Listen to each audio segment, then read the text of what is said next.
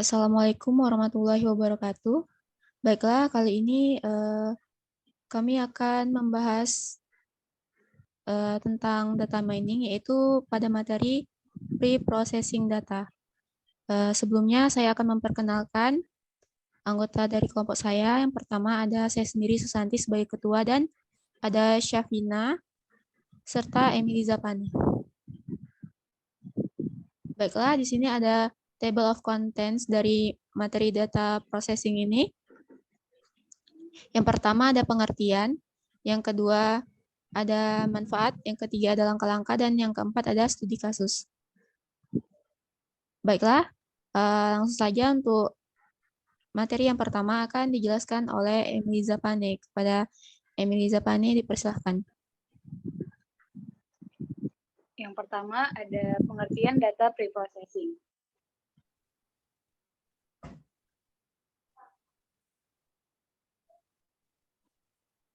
Apa itu data preprocessing? Data preprocessing adalah teknik yang digunakan untuk mengubah data mentah dalam format yang berguna serta efisien.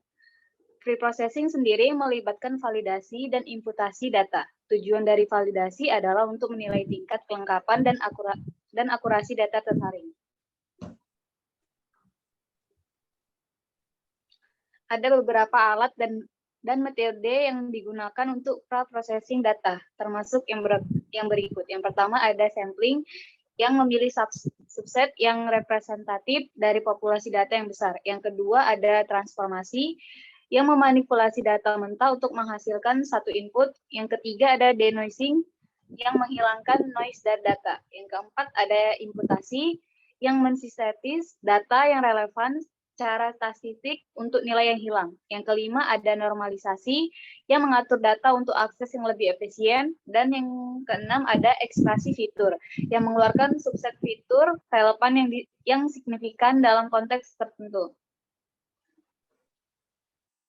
Yang kedua ada manfaat dari data preprocessing. Adapun manfaatnya terbagi 4. Yang pertama, untuk membuat data lebih mudah dibaca. Yang kedua, untuk mengurangi beban representasi dalam data. Yang ketiga, untuk mengurangi durasi data mining secara signifikan. Dan yang keempat, untuk mempermudah proses analisis data dalam machine learning. Baiklah, saya kembalikan ke moderator. Baiklah, selanjutnya materi yang ketiga yaitu langkah data pre-processing akan dijelaskan oleh Syafina. Kepada Syafina dipersilahkan. Terima kasih kepada moderator. Selanjutnya yaitu langkah pada data pre-processing. Di sini ada 4 langkah. Yang pertama ada data cleaning, yang kedua ada data integration, yang ketiga ada langkah-langkah pada data transformation, dan yang keempat ada data reduction.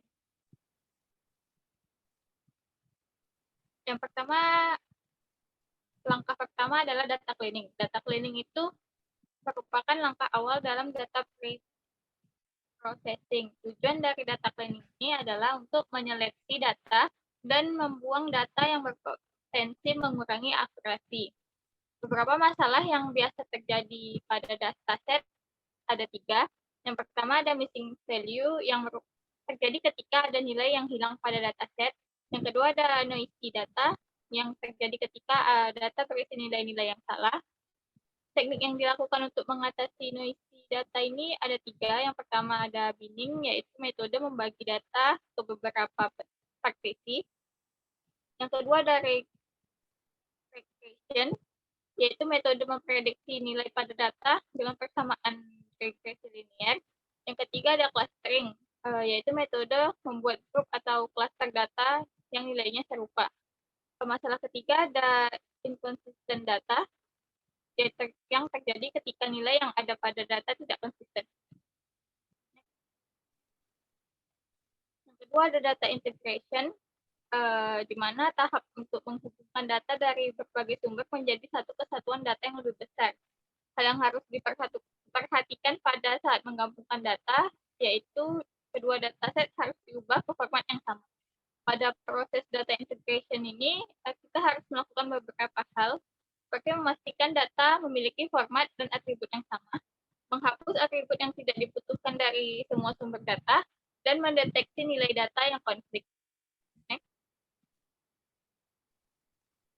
Langkah ketiga ada data transformation yang dilakukan agar data yang sudah terkumpul dari berbagai sumber menjadi seragam.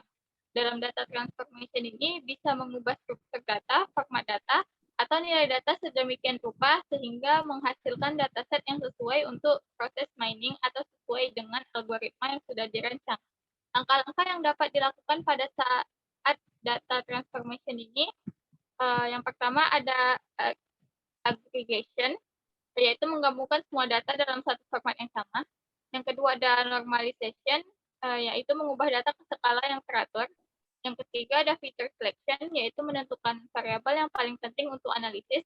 Yang ketiga ada discretization, yaitu mengumpulkan data ke dalam interval yang kecil. Dan yang terakhir ada konsep hierarchy generation, yaitu menambahkan hierarki baru dalam dataset. Langkah terakhir yaitu data reduction. Data reduction ini merupakan pengurangan data yang bertujuan untuk mengurangi jumlah sampel data yang diambil. Namun yang harus diperhatikan juga kalau data yang dibuang itu tidak akan merubah hasil analisis data.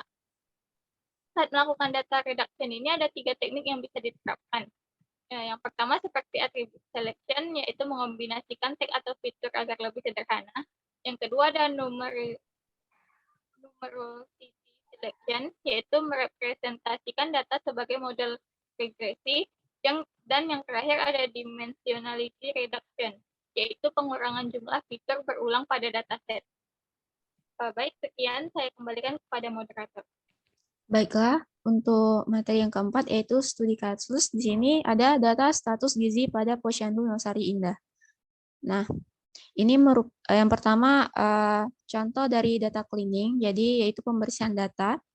Nah, ini adalah data awal dari data Posyandu Nosari Indah, di mana atributnya ada nama anak, tanggal lahir, umur, jenis kelamin, berat badan lahir, panjang badan lahir, nama ayah dan ibu, alamat, RT RW, tanggal pengukuran, berat badan, tinggi badan, dan status gizi. Nah, setelah dilakukan pembersihan data, maka hasilnya adalah seperti ini, dengan atribut nama anak, umur, jenis kelamin, berat badan lahir, panjang badan lahir, berat badan, tinggi badan, dan status gizi.